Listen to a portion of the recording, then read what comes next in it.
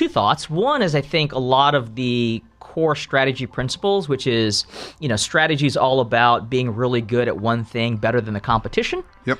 It's about making trade-offs. You can't be all things to all people.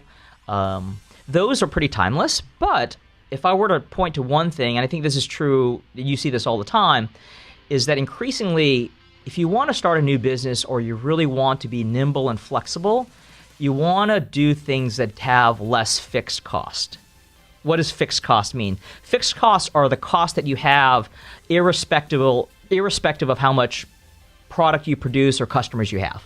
So if you have a factory and you build a big factory, honestly, you got to pay for that factory whether or not you have a lot of product going out the door or no product going out the door, right? And so what does that mean?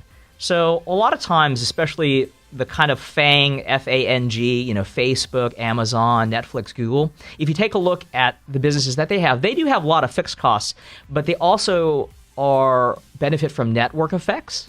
What does that mean? A network effect is just that it becomes more valuable the more that people join, right? Mm-hmm. So if that's true, think about any business that you have, whether it's speaking or teaching or coaching or podcasting. What can we do to take this business and make it more valuable the more people join it, right? And if you think about it that way, it really kind of pushes you to think like, let's not just think about it the way that it used to be done, but how can we make this a platform where people can participate, be a community, contribute, and actually the network becomes more valuable the more the people join. So for me, I think that would probably be kind of my big takeaway for everybody here, network effects.